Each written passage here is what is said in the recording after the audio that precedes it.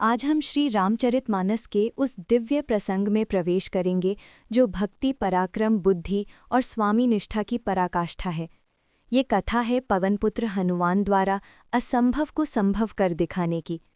ये कथा है उस यात्रा की जब एक वानर ने 100 योजन का विशाल खारा समुद्र लांघकर मायावी राक्षसों का संहार कर अभेद्य लंका में प्रवेश किया और शोक में डूबी माता सीता को श्रीराम का संदेश देकर उनमें आशा का संचार किया।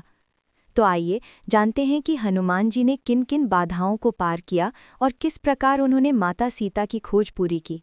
इस अद्भुत यात्रा का हर एक क्षण आपके मन में भक्ति और श्रद्धा का सागर उत्पन्न कर देगा।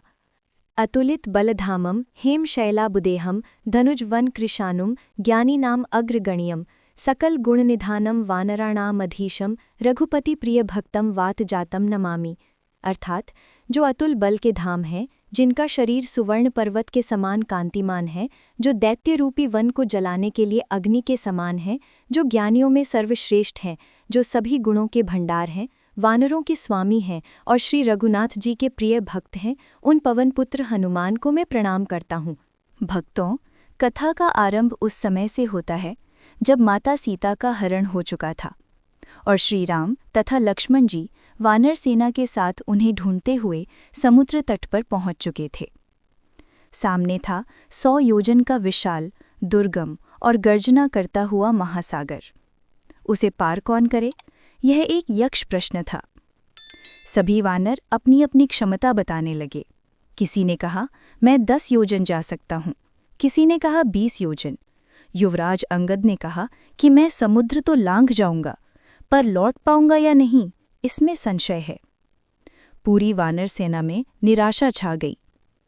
तब उस सभा में बैठे सबसे अनुभवी और ज्ञानी जामवंत जी की दृष्टि ध्यान में बैठे पवनपुत्र हनुमान पर पड़ी।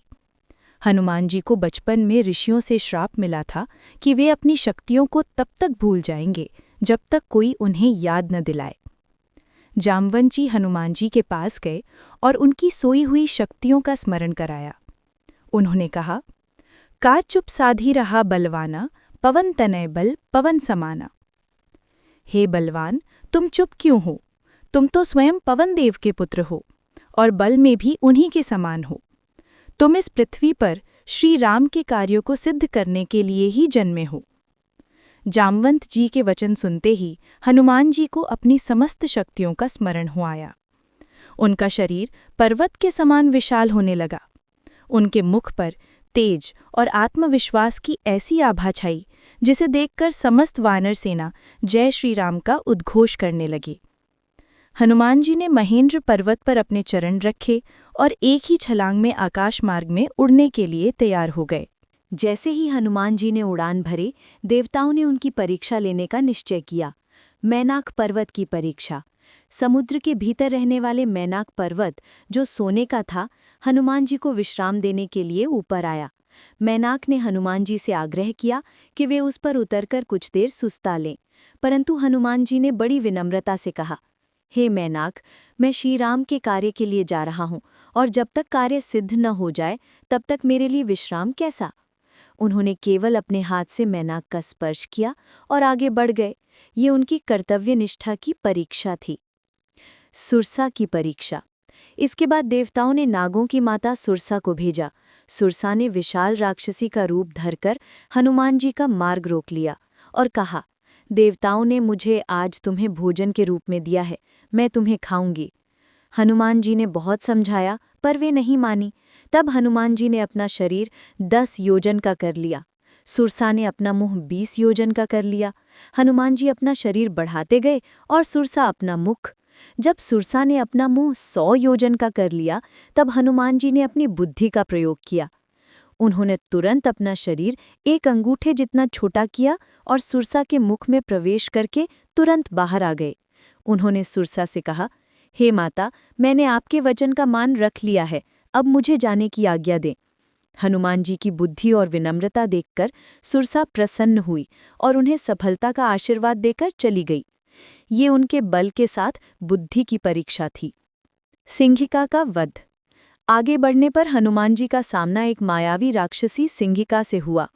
वह जल में रहती थी और आकाश में उड़ने वाले जीवों को उनकी परछाई पकड़कर खींच लेती थी। उसने हनुमान जी की परछाई पकड़ ली और हनुमान जी की गति रुक गई।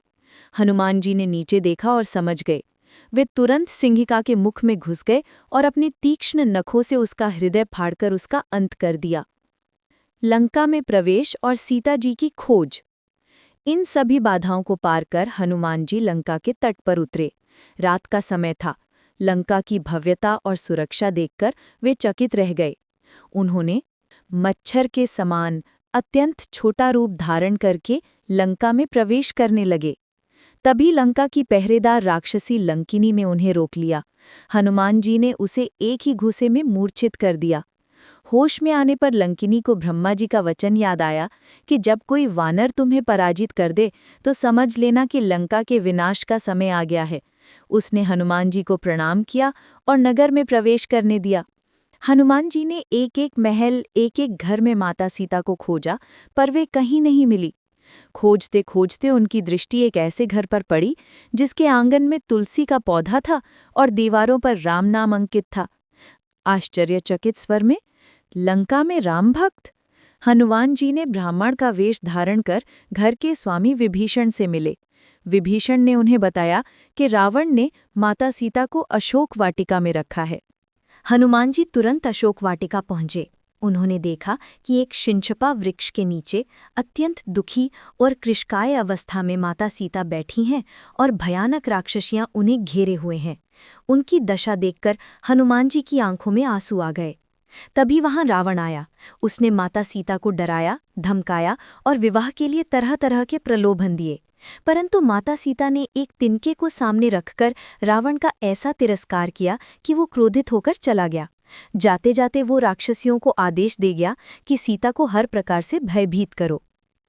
राक्षसियां माता सीता को कष्ट देने लगी। माता सीता इतनी व्यथित हो गईं कि वे अपने प्राण त्यागने का विचार करने लगी। ये देखकर हनुमान जी ने सोचा कि अब प्रकट होने का सही समय है। उन्होंने वृक्ष पर बैठे बैठे मधुर स्वर में रामकथा का गान शुरू कर दिया। फिर उन्होंने धीरे से श्री राम की दी हुई अंगूठी माता सीता के सामने गिरा दी। उस अंगूठी को देखकर माता सीता आश्चर्यचकित और भावुक हो गईं। उन्होंने ऊपर देखा। हनुमान जी एक छोटे वानर के रूप में पेड़ से नीचे उतरे और हाथ जोड़कर खड़े हो गए। पहले तो माता सीता को विश्वास नहीं हुआ। उन्हें लगा ये भी रावण की कोई माया है। तब हनुमान जी ने श्री राम के गुण, उनके रूप और अंगूठी देने के प्रसंग को विस्तार से बताया।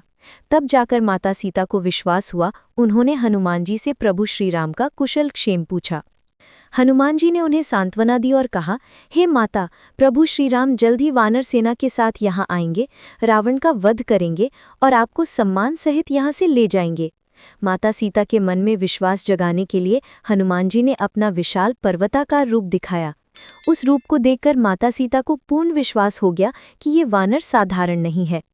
अत्यंत प्रसन्न होकर माता सीता ने हनुमान जी को अजर अमर होने और सदा बल बुद्धि से युक्त रहने का आशीर्वाद दिया। निशानी के तौर पर उन्होंने अपनी चूड़ामणि हनुमान जी को दी और कहा कि इसे मेरे प्रभु को दे देना।